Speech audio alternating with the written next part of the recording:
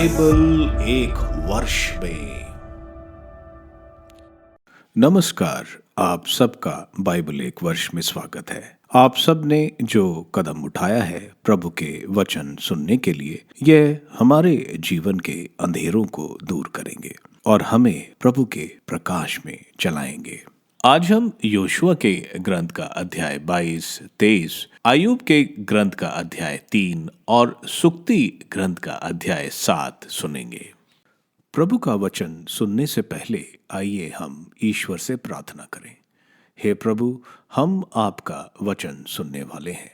हमारे मन की आंखें खोलें और हमें आध्यात्मिक प्रज्ञा दें ताकि हम आपको जान सकें और आपके वचन के अनुसार अपना जीवन जिए। यह हम मांगते हैं आपसे प्रभु यीशु के नाम, आमीन। योशुआ का ग्रंथ अध्याय 22, पूर्वी वंशों का स्वदेश लौटना। इसके बाद योशुआ ने रूबन, गाद और आधे मनासे के वंशजों को बुला भेजा और उनसे कहा, तुम लोगों ने उन सब आदेशों का पालन किया है जिन्हें प्रभु के सेवक ने तुम्हें दिया, और तुमने सब बातों में मेरी बात मानी। तुम लोग बहुत समय से आज तक अपने भाइयों की सहायता करते आ रहे हो। इस प्रकार प्रभु ने तुम्हें जो कार्य सौंपा, तुमने उसे पूरा किया। अब प्रभु तुम्हारे ईश्वर ने अपनी प्रतिज्ञा के अनुसार तुम्हारे भाइयों को शांति दी है। इसलिए अब तुम यहाँ से लौटकर उस देश में अपने घर चले जाओ जिसे प्रभु के सेवक मूसा ने यॉर्दन के उस पार तुम्हें दाएं भाग के रूप में दिया। तुम सावधान होकर उन आदेशों और संहिता का पालन करो जिसे प्रभु के सेवक मूसा ने तुम्हें दिया। प्रभु अपने ईश्वर को प्यार करो, उसके मार्गों पर चलते रहो, उसके आदेशों का पालन करो, उससे संयुक्त रहो और सारे हृदय से, सारी आत्मा से उसकी सेवा करो। तब योशुआ ने उन्हें आशीर्वाद देकर विदा किया और वे अपने अपने घर लौट गए। मूसा ने मनासे के आधे कुल का बाशान की भूमि दी थी और योशुआ ने मनासे के दूसरे आधे कुल को यॉर्दन के पश्चिम में उनके भाइयों के बीच भूमि दी थी। योशुआ ने उन्हें अपने घर भेजा और आशीर्वाद देते हुए कहा, तुम अपनी भारी संपत्ति, अपार पशुधन, चांदी, सोना, कांसा, लोहा और बहुत से कपड़े लेकर अपने अपने घर लौट अपने शत्रुओं से लुटी संपत्ति को अपने भाइयों में बांट दो। पूर्वी वंशों द्वारा वेदी की स्थापना। इस पर रूबन, गाद और आधे मनासे के वंश कानान के शिलो में इजरायलियों से विदा लेकर अपने देश गिलाद लौटे, जिसे मूसा ने प्रभु के आदेश के अनुसार उन्हें दिया था। जब वे कैनान देश के उस भाग में पहुंचे जो यॉर्दन के पास है, तो रूबन, गाद और आधे मनासा के वंशजों ने वहां यॉर्दन के तट पर एक विशाल वेदी बनाई। इजरायलियों को यह पता चला कि रूबन, गाद और आधे मनासे के वंशियों ने कानान देश की सीमा पर यॉर्दन के पास जो इजरायलियों की भूमि है, एक विशाल वेदी बनाई है। जब इस्राएलियों ने यह सुना, तब सारा इजरायली समुदाय उन पर आक्रमण करने के लिए शिलो में एकत्रित हो गया। अन्य वंशों द्वारा वेदी की स्थापना का विरोध। इजरायलियों ने अलआजार के पुत्र याजक पिनहास को रूबन, गाद और आधे मनासे के वंशियों के पास गिलाद देश भेजा। पिनहास के साथ उन्होंने 10 नेताओं को भेजा, इजराइल के हर एक वंश से एक, जो इजरायली कुलों के घरानों के मुखिया थे। गिलाद देश में रूबन, गाद और आधे मनासेवासी के पास पहुंचकर उन्होंने उनसे कहा, प्रभु का सारा समुदाय यह कहता है, तुम लोगों ने इजराइल के ईश्वर के साथ ऐसा विश्वासघात क्यों किया? अपने लिए वेदी बनाकर और प्रभु से विद्रोह कर तुम लोग आज प्रभु से विमुख क्यों हुए? क्या हमारे लिए पौर के पास किया गया अपना वही अपराध पर्याप्त नहीं था? उस अपराध के कारण प्रभु के समुदाय पर महामारी आ पड़ी, फिर भी हम आज तक उस अपराध के दोष से मुक्त नहीं हुए। अब तुम प्रभु से विमुख क्यों होना चाहते हो? आज तुम प्रभु से विरोध करोगे और कल इजरायलियों के सारे समुदाय पर उसका क्रोध भड़क उठेगा। यदि अपनी उसकी भूमि तुम्हें दूषित मालूम पड़ती हो, तो वह देश आ जाओ जो प्रभु की भूमि है तथा जहाँ प्रभु का निवास स्थान है, और हमारे 20 बच जाओ। लेकिन प्रभु और हमसे विद्रोह मत करो, और प्रभु हमारे ईश्वर की वेदी के अतिरिक्त अपने लिए एक और वेदी मत बनाओ। देखो, जब जेरा के पुत्र आकान ने प्रभु को अर्पित वस्तुओं में से अपने लिए कुछ ले लिया था, तो क्या इज़राइल के सारे समुदाय पर क्रोध नहीं भड़का था? उस एक के अपराध के कारण केवल उसी की तो मृत्यु नहीं हुई थी। पूर्वी वंशजों के तर्क। इस पर रूबन, गाद और आधे मनासे के वंशजों ने इजरायली कुलों के मुखियों को यह कहते हुए उत्तर दिया, ईश्वर ईश्वर सर्वोत्तम प्रभु वह जानता है और इजराइल यह जान। यदि यह प्रभु का विद्रोह और विश्वासघात हो तो वह आज हमारी रक्षा न करे, और यदि हमने यह वेदी प्रभु से विद्रोह करने के लिए बनाई हो अथवा उस पर होम, अन्न या शांति बलि चढ़ाने के लिए बनाई हो, तो प्रभु इसका बदला हमसे चुकाए। वास्तव में हमने केवल इस डर से ऐसा किया कि कहीं भविष्य में तुम्हारी संतानें हमारी संतानों से यह ना कहने लगे, प्रभु इज़राइल के ईश्वर से तुम्हारा क्या लेना देना। प्रभु ने तो हमारे और तुम्हारे बीच यार्दन की सीमा निर्धारित किया है। रूबन और गाद वंशियों, प्रभु में तुम्हारी कोई भागीदारी नहीं। इस प्रकार तुम्हारी संतानों के हृदय से प्रभु की श्रद्धा को दूर कर सकती है। इसलिए हमने सोचा कि हम स्वयं एक वेदी बनाए, परंतु वह होम बलि या अन्य बलि चढ़ाने के लिए ना हो, बल्कि वह हमारे और तुम्हारे तथा हम दोनों के वंशजों के लिए एक साक्षी होकर कि हम होम, अन्न और शांति बलियां चढ़ाकर प्रभु के पवित्र स्थान में उसकी पूजा करेंगे। तब भविष्य में तुम्हारी संतानें हमारी संतानों से यह नहीं कह सकेंगी कि प्रभु में तुम्हारी कोई भागीदारी नहीं। हमने यह सोचा कि यदि वे कभी हमसे या हमारे वंशजों से ऐसा कहेंगे तो हम यह उत्तर देंगे, प्रभु की वेदी की यह प्रतिकृति देखो।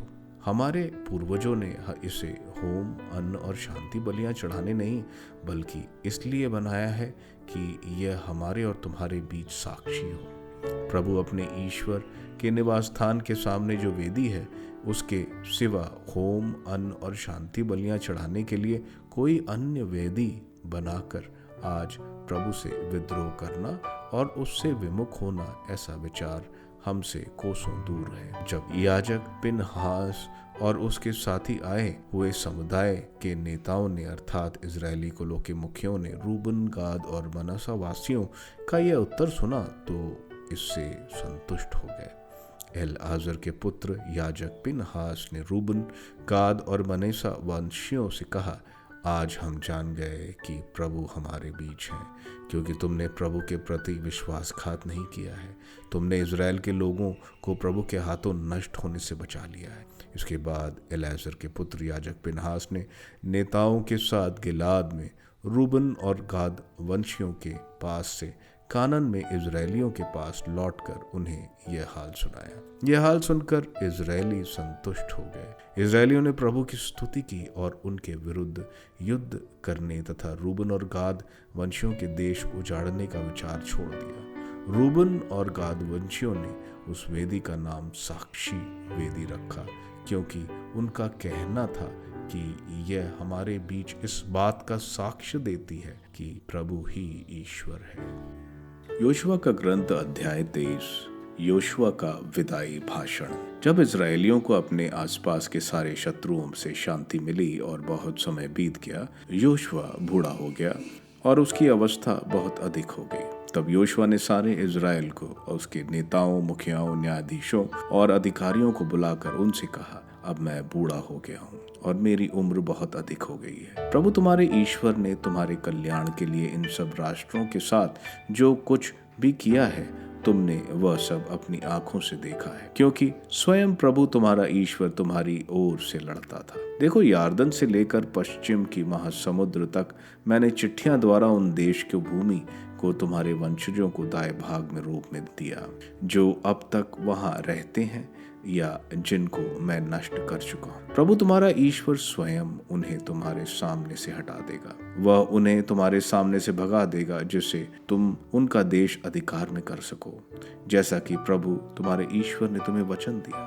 तुम मूसा की संहिता के ग्रंथ में लिखी हुई सारी बातों का सावधानी से पालन करने का दृढ़ संकल्प करो और उससे तुम ना बाएं भटको और ना दाहिने।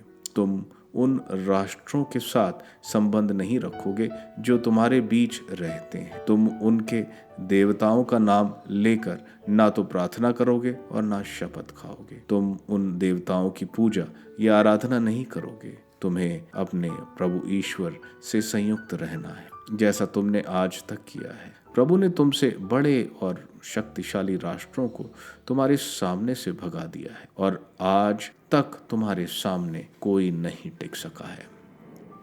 तुम में से एक योद्धा 1000 योद्धाओं को भगा सकता है, क्योंकि प्रभु तुम्हारा ईश्वर अपनी प्रतिज्ञा के अनुसार तुम्हारी ओर से लड़ता है। इसलिए सावधान रहो, तुम प्रभु अपने ईश्वर को प्यार करते रहो।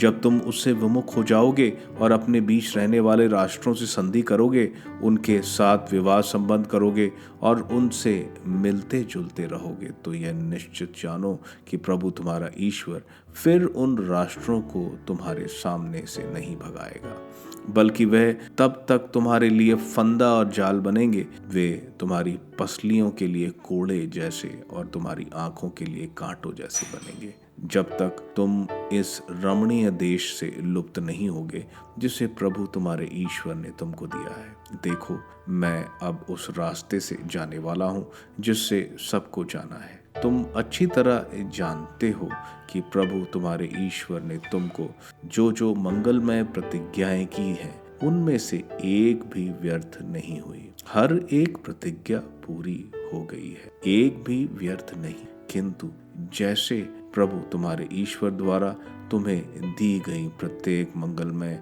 प्रतिज्ञाएं पूरी हुई हैं, वैसे ही प्रभु ने जिन जिन विपत्तियों की धमकी दी है, वह उन्हें तुम पर ढाएगा और उस रमणीय देश से तुम्हारा विनाश करेगा जिसे उसने तुमको दिया है। यदि तुम उस विधान को भंग करोगे जिसका पालन करने का प्रभु ने तुम्हें आदेश दिया है, यदि तुम अन्य देवताओं की सेवा और आराधना करने लगोगे, तो प्रभु का क्रोध तुम पर भड़क उठेगा और तुम शीघ्र ही उस रमणीय देश से लुप्त हो जाओगे जिसे उसने तुमको दिया है। अय्यूब का ग्रंथ अध्याय 3। अय्यूब को अपने जन्मदिन को कोसना। अय्यूब ने अपने जन्म दिवस को कोसते हुए कहा, विनाश हो उस दिन का जब मैं पैदा हुआ था, विनाश हो उस रात का जो कहती थी एक बालक का गर्भधान हुआ है।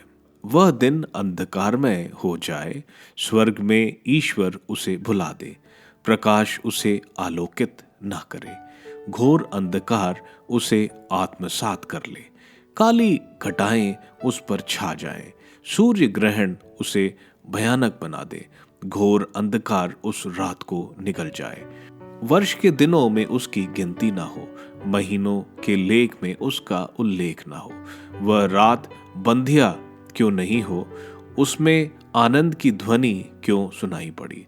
दिन को कोसने वाले और लिव्यथान को जगाने वाले उस रात का अभिशाप दें। प्रभात के तारे अंधकार में हो, जिससे वह रात व्यर्थ ही प्रकाश की प्रतीक्षा करे और उषा की किरणें कभी नहीं देख पाए, क्योंकि उसने मेरी आंखों से दुख छिपाने के लिए मेरी माता के गर्भ का द्वार बंद नहीं रखा। मैं गर्भ में ही क्यों नहीं मर गया, मैं जन्म लेते ही क्यों नष्ट नहीं हुआ। मुझे संभालने के लिए 2 घुटने क्यों थे, मुझे दूध पिलाने के लिए 2 स्तन क्यों थे, नहीं तो मैं अभी शांतिपूर्ण समाधि में पड़ा रहता और निश्चित होकर चिर निद्रा में लीन होता, उन राजाओं और देश के शासकों के साथ जिन्होंने अपने लिए मकबरे बनवाए, उन राजकुमारों के साथ जिनके पास बहुत सोना था और जिन्होंने अपने भवन चांदी से भर लिए। समय से पहले गिरे हुए गर्भ की तरह मुझे क्यों नहीं दफनाया गया, उन बच्चों की तरह जो दिन का प्रकाश कभी नहीं देखते। वहाँ दुष्ट लोग किसी को तंग नहीं करते, वहाँ थके मांदे विश्राम पाते हैं, वहाँ कैदी भी सुखी हैं, वहाँ निरीक्षकों की चिल्लाहट नहीं सुनते, वहाँ छोटे बड़े सब बराबर है, वहाँ दास अपने स्वामी से मुक्त हो गया है। दुखियों को दिन का प्रकाश और अभागे लोगों को जीवन क्यों दिया जाता है। वह मृत्यु की प्रतीक्षा करते हैं किंतु वह आती नहीं, वह उसे छिपे हुए खजाने से कहीं अधिक खोजते हैं वे कब्र में पहुंचने पर उल्लासित होकर आनंद मनाते हैं। उस मनुष्य को जीवन क्यों दिया जाता है जो अपना मार्ग नहीं देखता और जिसे ईश्वर चारों ओर से बंधित करता है। मेरा विलाप ही मेरा भोजन है, मेरा आहें जल स्रोत की तरह उमड़ती हैं। जिस बात का मुझे डर था वही मुझ पर गुजरती है, जिस बात से मैं भयभीत था वही मुझ पर आ पड़ी है। मुझे ना तो सुख है, ना शांति और ना विश्राम। यंत्रणा ही मुझे सताती रहती है।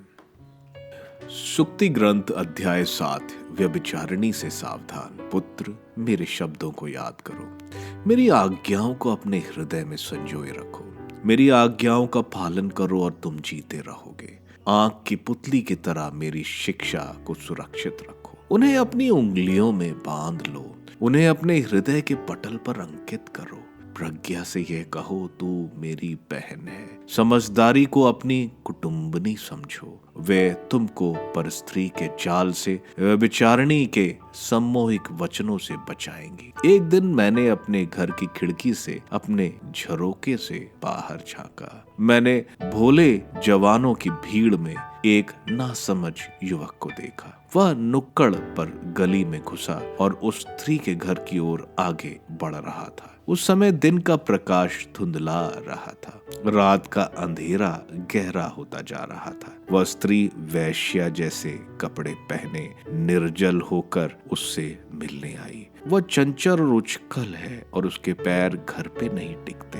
कभी गली में, कभी बाजार में वह हर नुक्कड़ पर खात में रहती है। वह उस युवक से लिपट कर उसका चुंबन करती और निर्जलता से उससे यह कहती है, मैं शांति बलि चढ़ा चुकी हूँ, मैं अपनी मन्नतें पूरी कर चुकी हूँ, इसलिए मैं तुमसे भेंट करने बाहर निकली और तुम मुझे मिल गए। मैंने मिस्र की रंगीन छालटी से अपना बिस्तर सजाया है। मैंने अपनी शैया को गांधरस अंगरू और चारचीनी से सींचा है। आओ हम सवेरे तक रमण करें, प्रेम का उत्सव मनाते रहें। मेरा पति घर पर नहीं है, वह एक लंबी यात्रा पर बाहर है। वह रुपए से भरी थैली लेकर चला गया और पूर्णिमा तक नहीं लौटेगा। वह मीठी मीठी बातों से उसे पथ भ्रष्ट करती है, वह सम्मोहित शब्दों से उसे बहकाती है। वह तुरंत उसके पीछे हो लेता है, बैल की तरह जिसे कसाई खाने ले जाया जा रहा है, हिरण की तरह जो फंदे पर पैर रखता, जिसका शरीर बाण से भेदा जाता है, पक्षी की तरह जो जाल की तरह उड़ बढ़ता और नहीं जानता कि उसे जीवन से हाथ धोना पड़ेगा। पुत्र, मेरी बात सुनो, मेरे वचनों पर ध्यान दो। तुम्हारा हृदय उसके मार्ग पर ना चले, तुम उसके पथ पर मत भटको। उसके कितने ही लोगों का पथ भ्रष्ट किया, उसने कितने ही लोगों का सर्वनाश किया।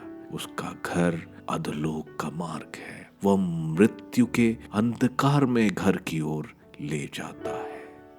योशुआ के ग्रंथ के अध्याय 22 में हम देखते हैं, योशुआ जो 2.5 कुल यार्दन के पूर्व में बसे थे, रूबन, गाद और आधा कुल मनेसा का, उनको योशुआ बोलते हैं कि आप लोग अपनी भूमि जो यार्दन के पूर्व में है वहां वापस चले जाइए। हम देखते हैं ये 2.5 कुल यार्दन पार करने से पहले एक बड़ा बलिवेदी बनाते हैं, जैसा सिलो में था। इस बलिवेदी को देखकर बाकी कुल इनसे युद्ध करने इकट्ठे होते हैं, क्योंकि उनको बताया गया था कि बलि और ईश्वर की पूजा सिर्फ एक ही जगह होगी।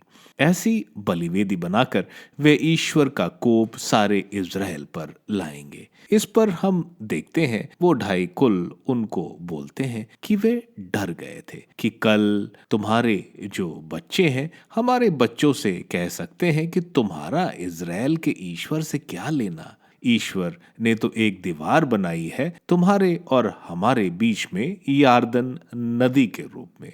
ऐसा न होने के लिए उन्होंने यह वेदी बनाई जो गवाही देगी हमारे और तुम्हारे बीच में। यह सुनकर पिन्हास और बाकी मान जाते हैं कि उनके हृदय में कोई खोट नहीं है और इस वेदी को साक्ष्य वेदी का नाम दिया। यहाँ हमें दो चीजें देखने को मिलती हैं। ये ढाई कुल डर गए थे, इसलिए उन्होंने यह वेदी बनाई। हम भी अपनी जिंदगी में डरते हैं और ना चाहते हुए भी अपना रिश्ता बचाने के लिए काफी चीजें हम करते हैं जो हमें नहीं करनी चाहिए, जो कि गलत है। दूसरा, बिना जाने किसी के ऊपर अपना गलत विचार नहीं बना लेना चाहिए। जैसे बाकी इजरायलियों ने बिना सत्य जाने एक धारणा बना ली थी कि इन्होंने गलत किया है और युद्ध के लिए तैयार हो गए थे।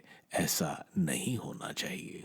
अध्याय 23 में हम देखते हैं योशुआ अब बूढ़ा हो चला है। वो 110 वर्ष का है। वो जानता है कि अब वो मरने वाला है, तो वो सारी सभा को बुलाता है और उनको याद दिलाता है किस तरह ईश्वर ने उनको कानान देश में बसाया। अभी भी कनानी पूरी तरह से भगाए नहीं गए। योशुआ बोलता है कि तुम लोग प्रभु के प्रति आज्ञाकारी रहो, ना दाएं देखो ना बाएं, मूसा की संहिता का पालन करो। यह हमारे लिए भी लागू है। जैसा प्रभु यीशु कहते हैं, अगर तुम मुझसे प्यार करते हो तो मेरी आज्ञाओं का पालन करोगे। दूसरी चीज जो बताई जा रही है कि तुम इनके देवताओं को नहीं पूजो। हमें मालूम है कानानियों की पूजा घृणित थी, क्योंकि वह अपने पुत्रों की देवताओं को बलि चढ़ाते थे। इसलिए उनसे अलग रहो। अगर इनसे मिलाप करोगे तो तुम्हारा विनाश निश्चित है। इसी तरह हमें आज के युग में पाप और संसार से दूर रहना है। पैसे को या दुनिया की अय्याशियों को अपना भगवान नहीं बनाना है। आगे योशुआ बोल रहे हैं, तुम में से एक 1,000 को हराता है। यह तुम्हारी ताकत नहीं, बल्कि इसलिए कि प्रभु तुम्हारे लिए युद्ध करता है। इसलिए तुम प्रभु से प्रेम करो। हम जानते हैं अगर प्रभु से प्रेम है तो हम आज्ञाकारी हैं और दुनिया से अलग रहेंगे, नहीं तो हम इसके विपरीत करेंगे। आगे योशुआ चेतावनी दे रहे हैं कि अगर तुम इन कानानियों के साथ शादियां करोगे और मिलाप करोगे तो प्रभु इन कानानी देशों को नहीं भगाएंगे और ये तुम्हारे लिए एक नासूर बन जाएंगे। आगे योशुआ बोल रहे हैं कि प्रभु ने जो भी वादा किया हर चीज उन्होंने दे दी, लेकिन अगर तुम दूसरे देवताओं की पूजा करोगे तो तुम्हारा अंत निश्चित होगा। अय्यूब के ग्रंथ के अध्याय 3 में हम देखते हैं अपना सब कुछ खोने के बाद, अपनी सेहत खोने के बाद भी अय्यूब ईश्वर को नहीं कोसता। वह हम देखते हैं इतना दुखी है कि वो उस दिन को कोसता है जब वो पैदा हुआ था। वो कहता है, अच्छा होता कि मैं पैदा ही नहीं होता। उसको अपने जीवन का उद्देश्य समझ में नहीं आ रहा था। उसे आराम और शांति नहीं मिल रही थी। वह मृत्यु चाहता है, लेकिन वह उसको नहीं मिल रही। ऐसा ही हम सब के साथ होता है जब हम बीमारी या किसी परेशानी में होते हैं, जब हमें उससे निकलना मुश्किल सा लगता है। लेकिन हर अंधेरे के आगे रोशनी है। वो अंधेरा हमें आत्मिक शुद्धिकरण करता है, जो बाद में हम सोचते हैं कि वो अच्छा ही हुआ। सुक्ति ग्रंथ का 7वां अध्याय व्यभिचार, जो कि दूसरे पत्नी के साथ के बारे में बताया जा रहा है। यहाँ एक नासमझ युवक जो व्यभिचारिणी के बहकावे में आ जाता है। जिन रास्ते पे वो चल रहा है वो मृत्यु के रास्ते हैं। सुक्ति ग्रंथ के इस अध्याय के बाद हमें व्यभिचार के बारे में ज्यादा सुनने को नहीं मिलेगा। आप सबको धन्यवाद ईश्वर के वचन सुनने के लिए। मैं आपसे विनती करता हूं कि आप बाइबल एक वर्ष में को दूसरों के साथ शेयर करें, क्योंकि प्रभु का वचन स्वयं प्रभु यीशु है। प्रभु को दूसरों को देने वालों को प्रभु की आशीष जरूर मिलेगी। मैं आप सबका बड़ी बेसब्री से कल इंतजार करूंगा। धन्यवाद।